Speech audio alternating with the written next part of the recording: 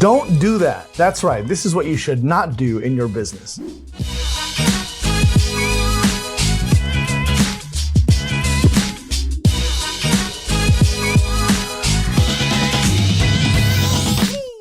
Hey, what's good, Enterprisers? This is Jason Lago here again with Always Enterprise. And in this video, I want to talk to you about what you should not do in your business. That's right. I'm talking to you about what you should not do in your business. There's so much information out there and so much instruction with regards to the things that you should be doing, right? And this channel is no different. If you've been watching my channel, I got a lot of things out here that really show you how to do this and how to do that. Everything from the tangibles, the marketing process, to the things that you should work out that are in your mind, the intangible stuff, the mindset stuff, right? Some of the really other deep things, as you would call it. But believe it or not, there's quite a few things that you should not do in your business if you want to see it grow, if you want to see yourself have some success, or if you don't want to get burned out, right? In any case, believe me, there are definitely some things that you should not be doing.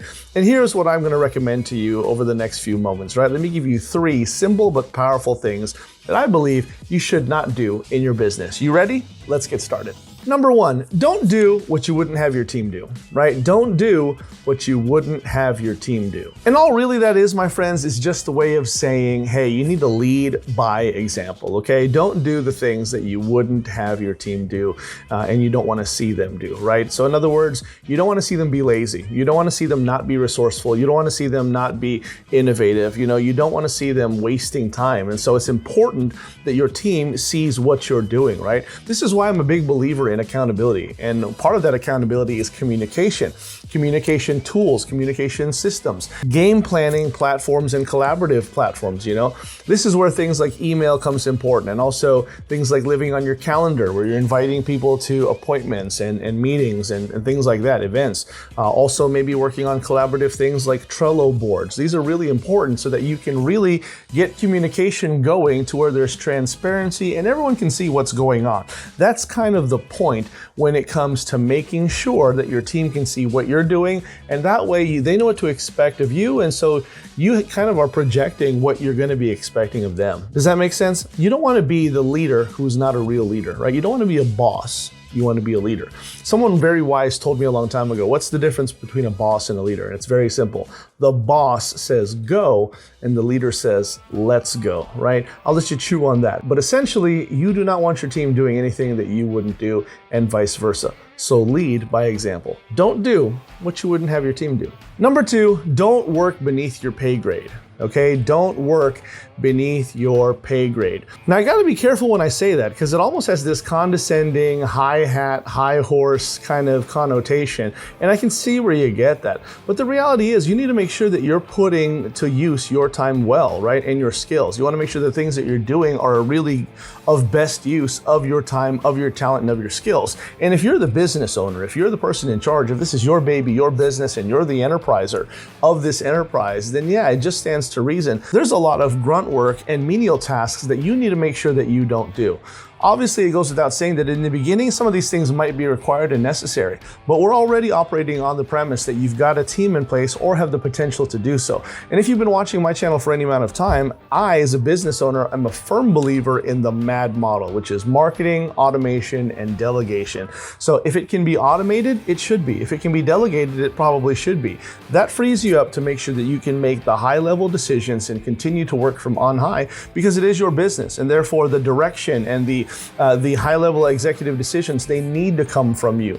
And they can't come from you if you're busy down here doing, again, the grunt work that somebody else could do, right? You know, is it really important for you to do every little thing in your business? I would contend not.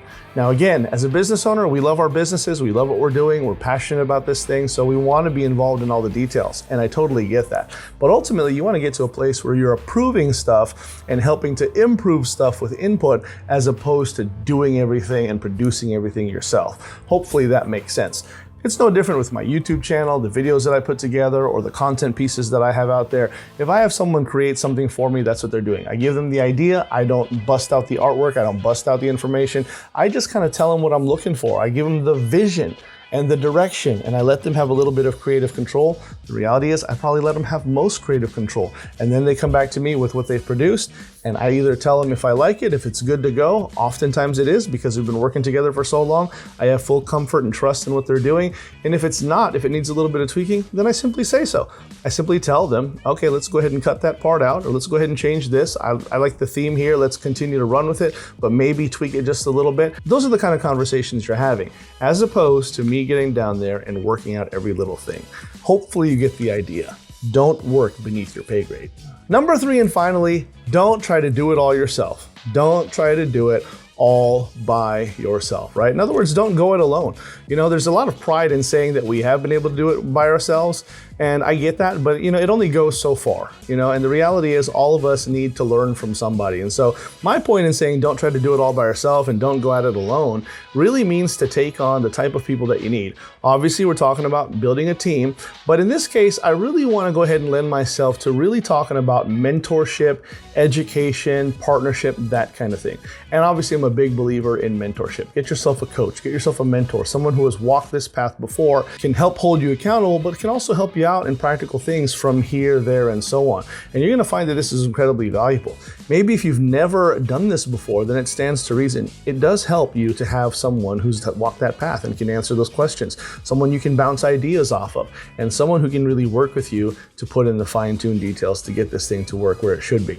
Now, obviously, as a coach and as a mentor, that's exactly what I'm talking about, because I've done it, but I'll also tell you what, it's something that I gladly pay for now, not just because I sell it and because I provide it, but because I have had this and paid for it many times in the past. And I got to tell you, it has meant tremendous amounts and doubled its value to me and my business many, many times over throughout the years. And I believe it'll be no different with you if you think about that. So whether it's me in the internet marketing space and online business space or someone else, consider taking on a mentor. Consider joining a coaching program. Consider working with someone to get you from point A to point Z and beyond, because there is such a thing. And if you've never walked that path before, then you just don't know.